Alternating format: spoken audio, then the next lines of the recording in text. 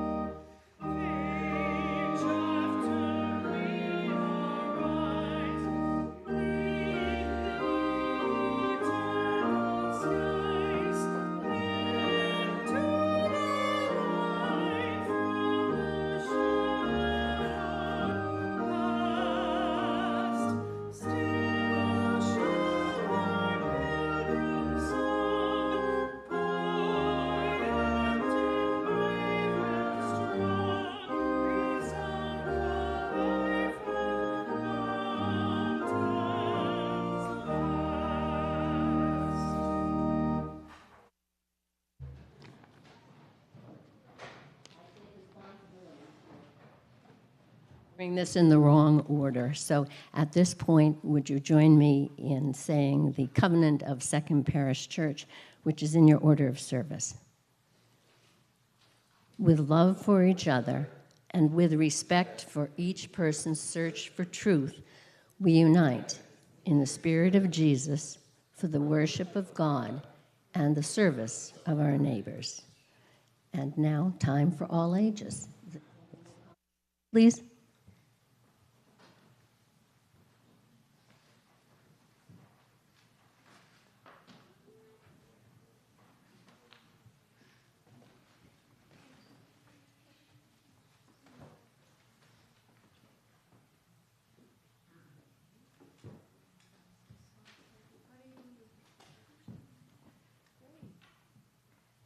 to sit next to me and Violet here? Is she going to sit back there? If you change your mind, we got a spot right up here next to Violet and Sam. Oh, Joe, I was going to read the book. Oh, right. Oh, sorry. Sam's going to help me read this. Hi, everybody. Good morning. Oh, good. Good morning. Let's ask everybody to say their names in the microphone. Brennan. Hi, Brennan.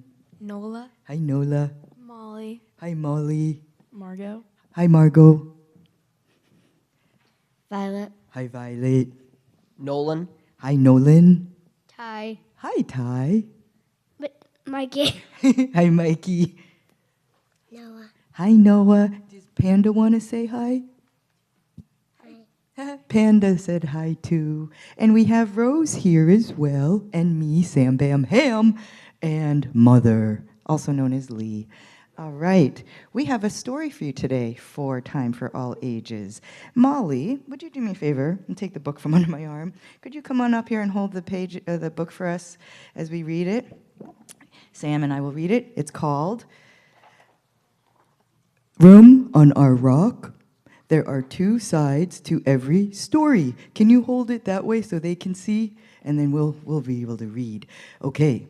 Now, as you know, our theme last month was about invitation, and this month it's about listening. And we thought this book kind of combines both of those ideas. Let's see. Now remember, this is a story about there's more than one way to see things, two sides to every story. So here's one way that the animals approach this problem here. There's no room on our rock. So it's ridiculous to say there's space for plenty more. Shoo, go away. You'll never hear us say, you're welcome here. Wait, what kind of book is this, Mother? Keep reading. This rock is ours. I don't like the choices these animals are making. Keep going, buddy. Go back to your own. You know you can't.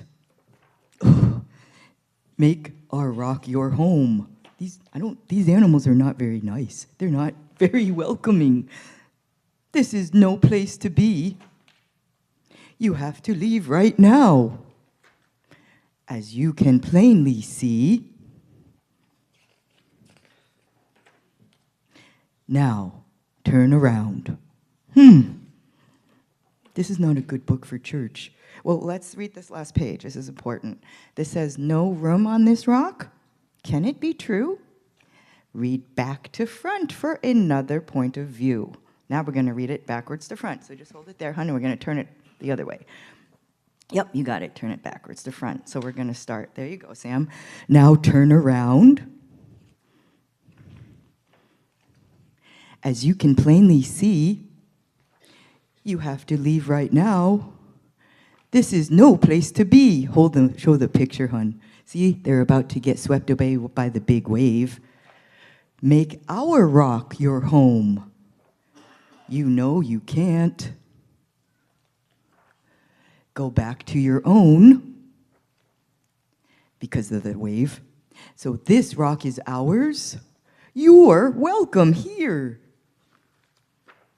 You'll never hear us say, shoo, go away. There's space for plenty more. So it's ridiculous to say, there's no room on our rock. The end. So it depends on which way you look at things. If you're going to make room for others and tell them to go away, or you can say, there is room for you here. Come, you're welcome here. That's a little lesson to remind us that it's up to us. It's our choice every day to choose to listen to others, to understand their pain, and to make a different choice that's more loving and kind. Thank you, Sam. And kids, we're going to talk more about this idea upstairs as we are talking about deep listening today and welcoming all. And let's, Mark, could you play us out? Thank you, everybody. Thank you, Sam. You're welcome, Mother.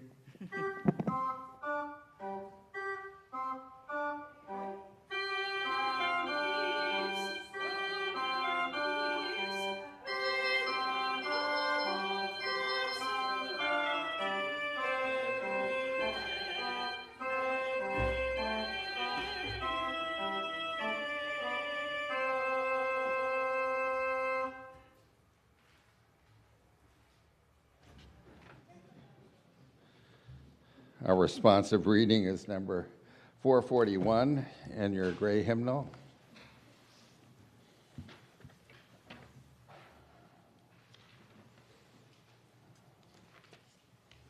Oh, let me find it.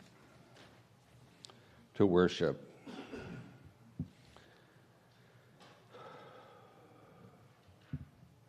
To worship is to stand in awe under a heaven of stars, before a flower, a leaf in sunlight, or a grain of sand.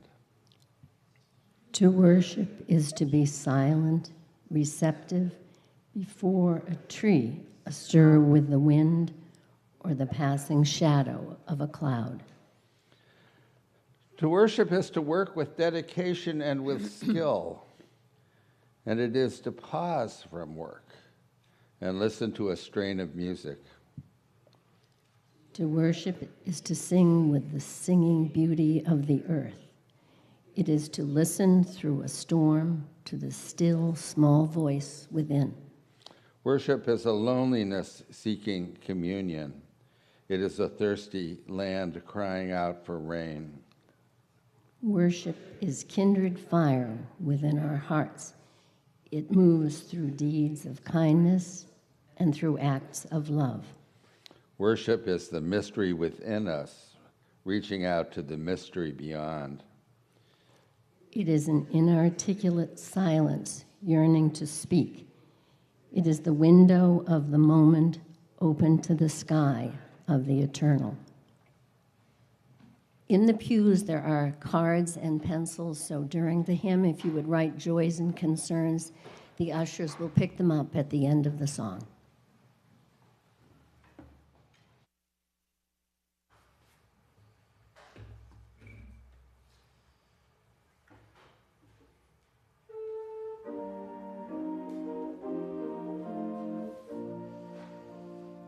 Let us cheer the weary traveler.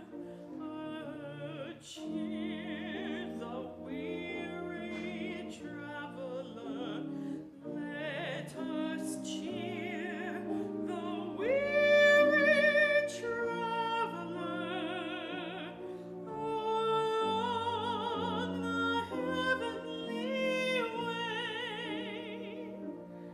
I'll take my gospel trumpet and I'll be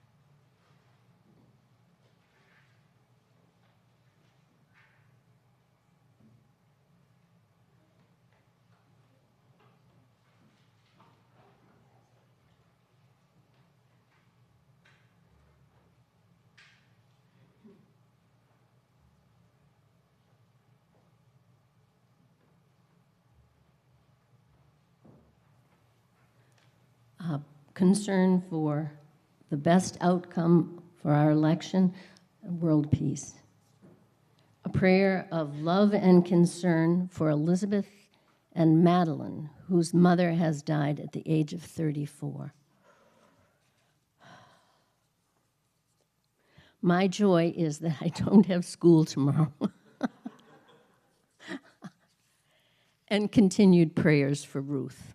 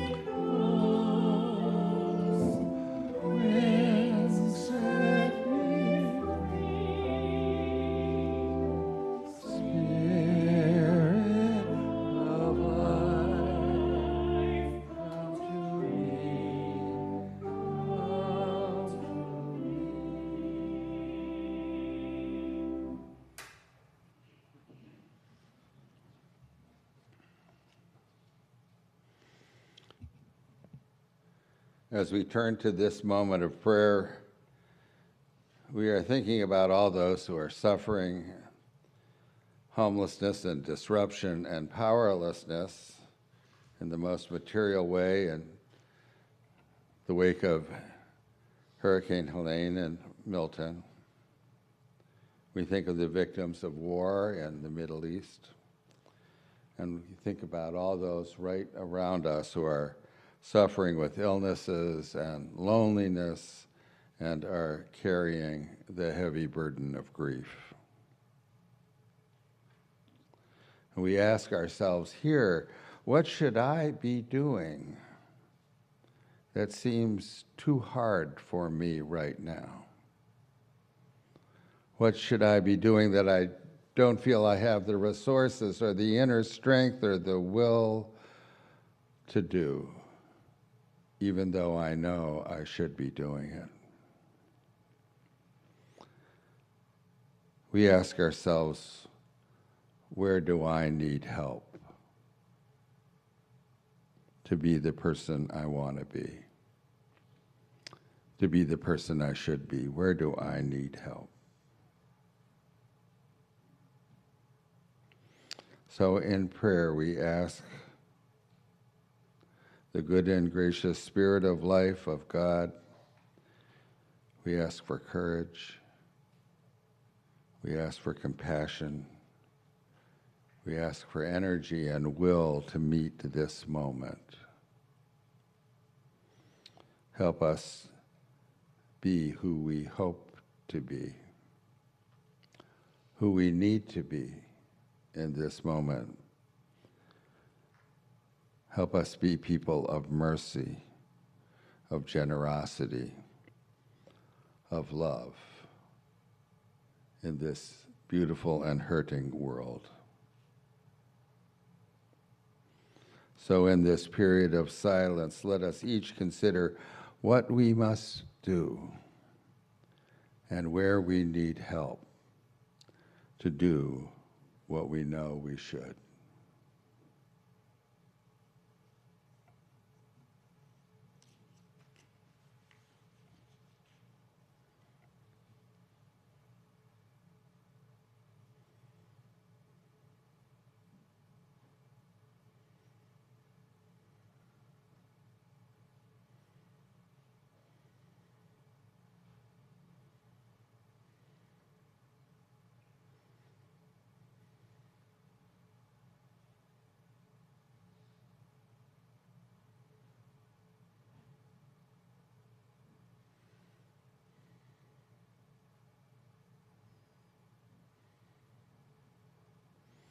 And let us join in the prayer of Jesus. Our Father, who art in heaven, hallowed be thy name. Thy kingdom come, thy will be done on earth as it is in heaven. Give us this day our daily bread, and forgive us our trespasses as we forgive those who trespass against us.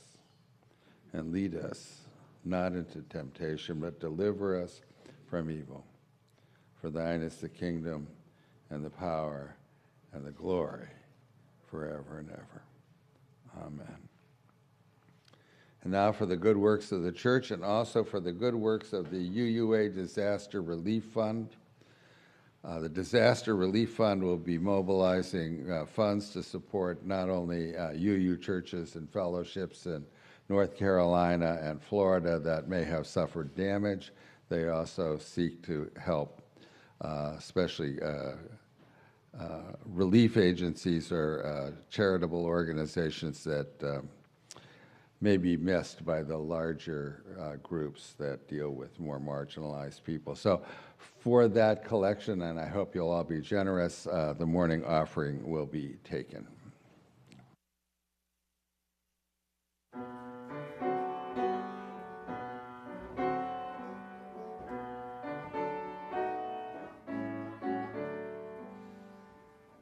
Every time I feel the Spirit moving in my heart, I will pray. Yes, every time I feel the Spirit moving in my heart, I will pray. Upon the mountain, my God spoke, o'er the mount came fire and smoke. All around me look so shine. Ask my God if all was mine. Every time I feel the Spirit moving in my heart, I will pray. Yes, every time I feel the Spirit moving in my heart, I will pray. The river Jordan runs right cold, chills the body, not the soul. Ain't but one train on this track, runs to heaven and right back.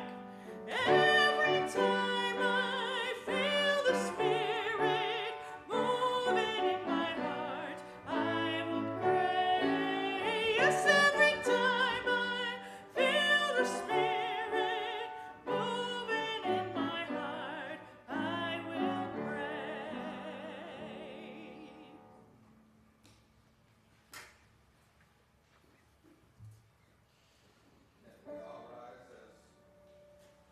Willing and able to sing the doxology. From all that dwell below the skies, let faith and hope will arise. Let beauty, truth, and good be sung through every land, by every tongue.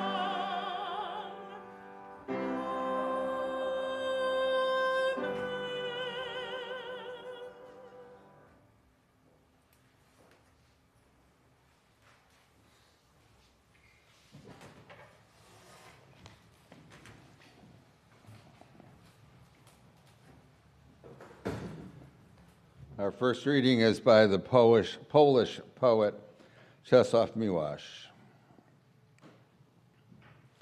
Pure beauty, benediction. You are all I have gathered from a life that was bitter and confused, in which I learned about evil, my own and not my own. Wonder kept seizing me, and I recall only wonder. Risings of the sun over endless green, a universe of grasses and flowers opening to the first light. blue outlines of the mountains, and a Hosanna shout. I asked, how many times is this the truth of the earth? How can laments and curses be turned into hymns? What makes you need to pretend when you know better? But my lips praised on their own, and on their own my feet ran. The heart beat strongly, and the tongue proclaimed its adoration.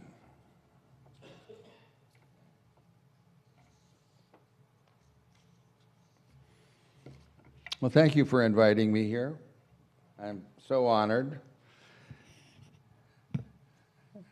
And I remember that you have invited me here to tell you ridiculous and impractical things that you already believe, but that you need to be reminded of. Things like that life has meaning and purpose and that it's worthwhile to do the right thing, even if there's no advantage in it. And you've also invited me here to make suggestions to you about how to live your life that are out of left field and from outside the box. After all, I am not your financial advisor looking at your retirement plan. And I'm not your lawyer looking at your will and estate planning. And I'm not the guy who's inspecting the state of wiring in your house. And I'm not your doctor looking at your blood work. I'm a minister. And folks, I have a message for you today. You need more reverence in your life. Not more reverends. You got a great one already, but more reverence.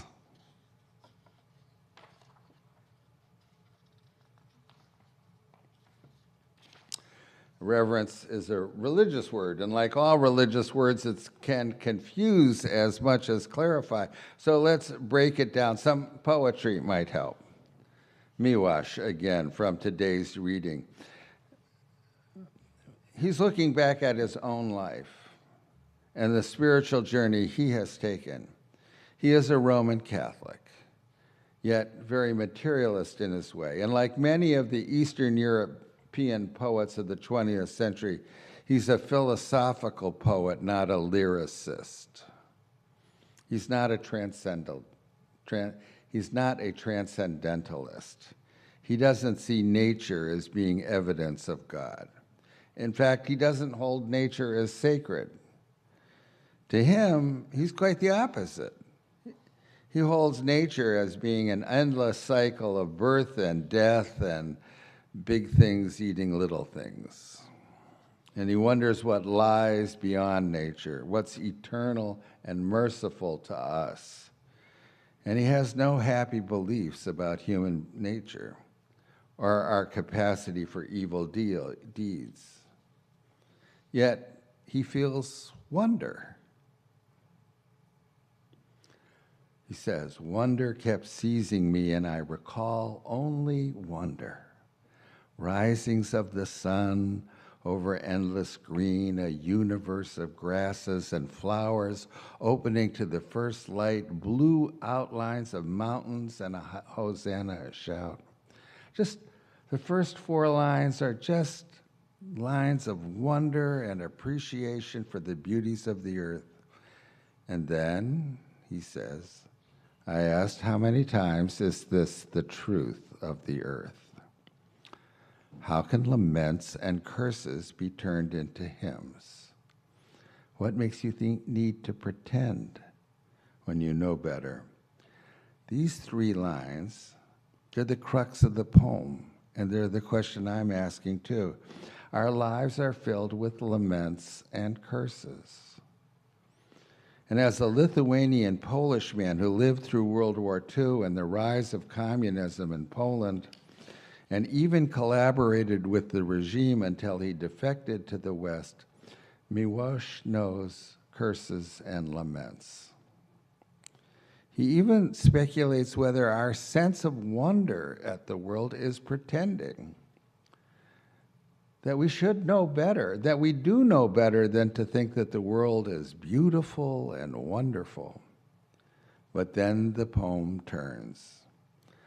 But the lips praised on his own, and on their own my feet ran, and my heart beat strongly, and my tongue proclaimed its adoration. He celebrates the beauty of the earth, the endless green, the flowers, the blue outlines of the mountain, but he wonders if this is still the truth of the earth, which is often more marked with curses and laments than with hymns. But still, almost against his will, he is moved to praise and adoration, to reverence.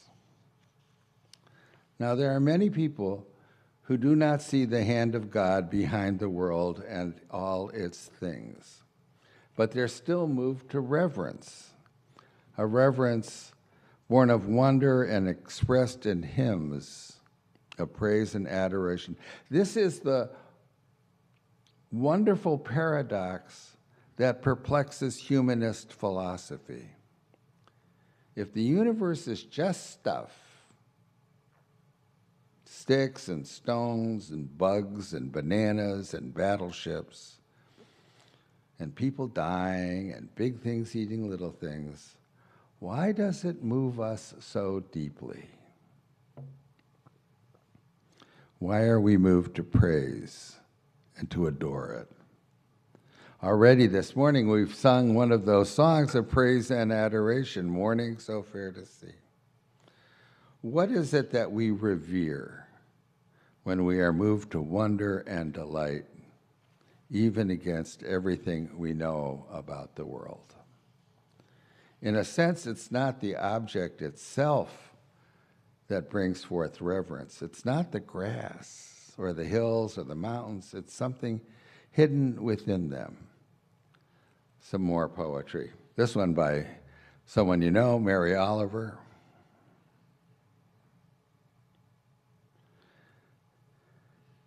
This morning wind, that light-limbed dancer, was all over the sky, while ocean slapped up against the shore's black-beaked rocks.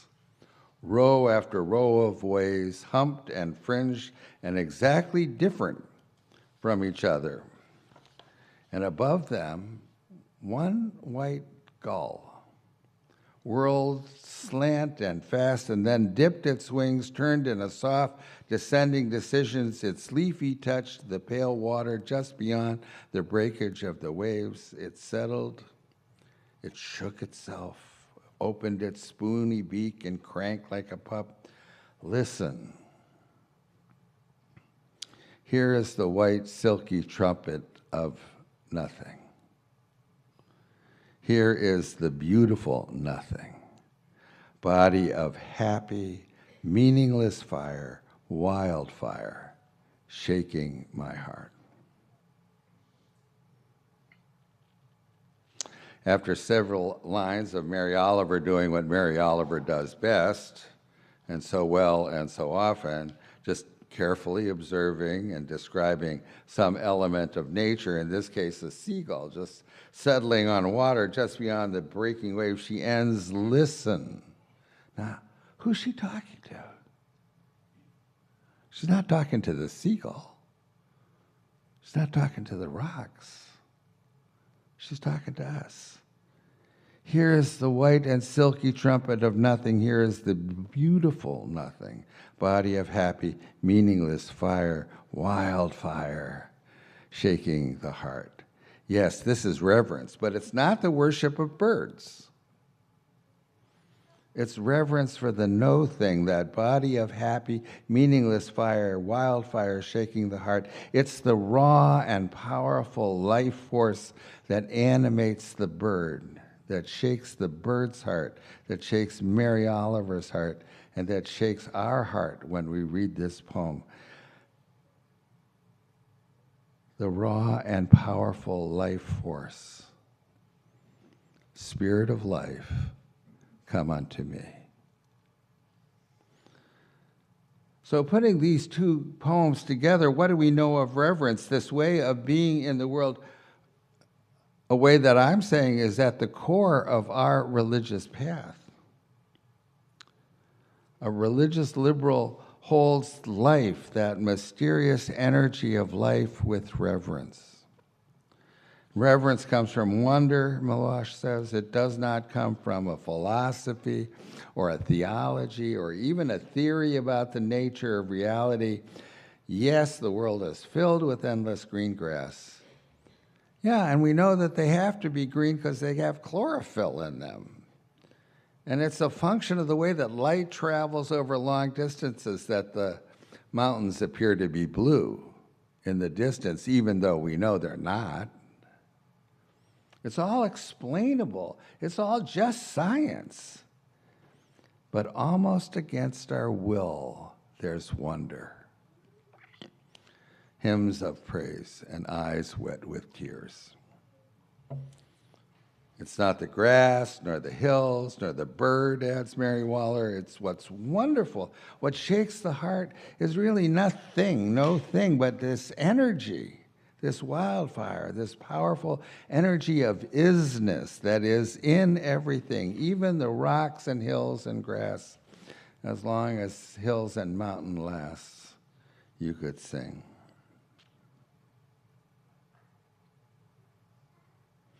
Now, we live in a world dominated by pragmatic materialism.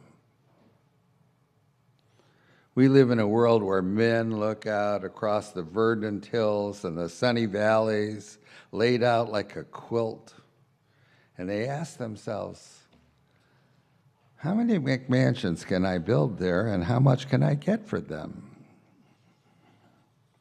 I'm not trying to go all Wendell Berry on you. I am trying to say that we, modern and contemporary people, shield ourselves from wonder, and we do not see that wildfire of energy, the isness shaking the heart of everything and everybody around us.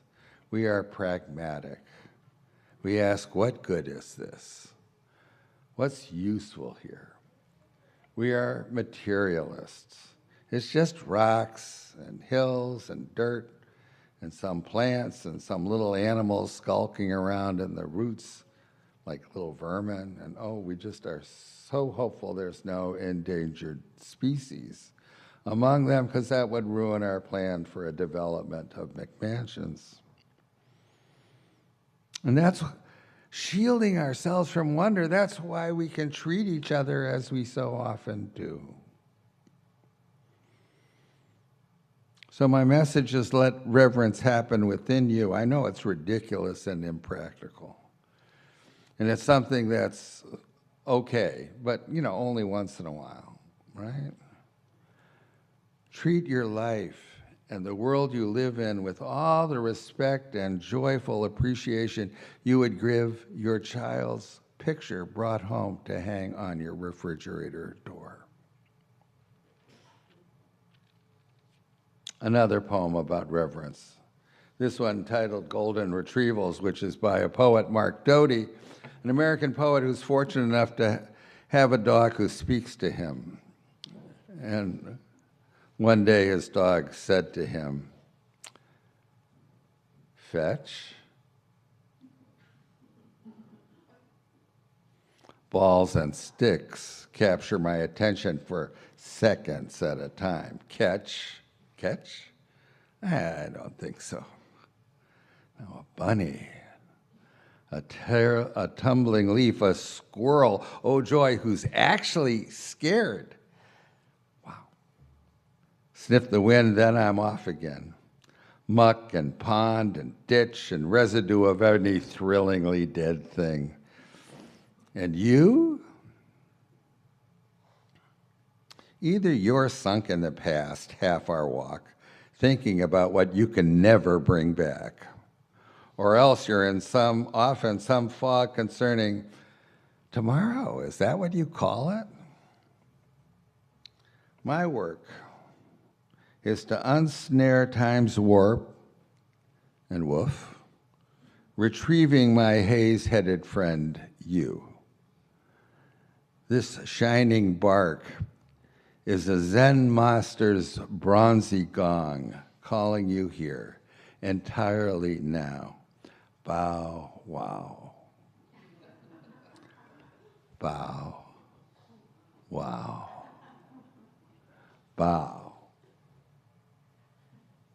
wow. Perhaps the two most important words of reverence are bow, wow. Bow to all of this, the fields of grass, the blue hills, the waves, the birds, the dogs, each other, yourselves, your toes, your fingers, all of this, just bow to it and say that first prayer. Wow.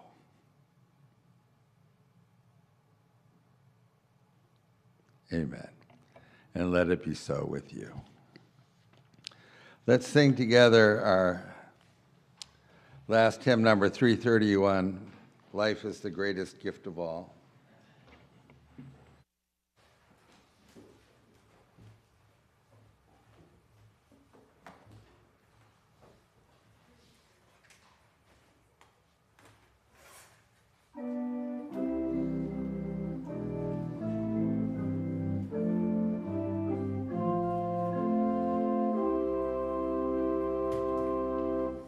Life is the greatest gift of all, the riches on this earth.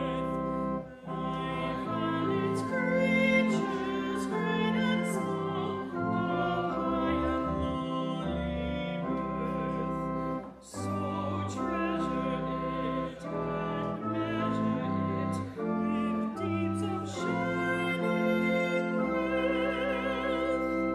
Mind is the brightest gift of all, its thought no barrier bars. It seeks creation's hidden plan, its quest surmounts all wars. It rains the wind, it chains the storm, it weighs on endless skies.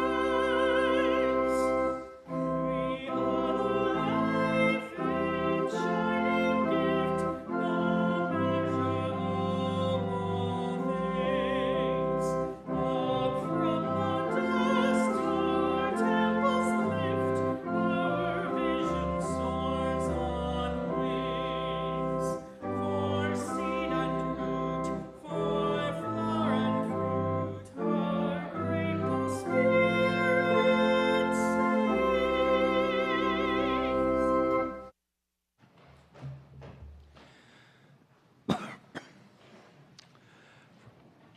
For my benediction today, I want to read one more poem by William Stafford. Starting here, what do you want to remember? How sunlight creeps across the shining floor, what scent of old wood hovers, what softened sound from outside fills the air. Will you ever bring a better gift for the world than the breathing respect you carry wherever you go right now? Are you waiting for time to show you better thoughts? When you turn around, starting here, lift this new glimpse that you found, carry into evening all that you want from this day. This interval you spent reading or hearing this, keep it for life. What can anyone give you greater than now? Starting here, right in this room, when you turn around. God bless you all. Amen.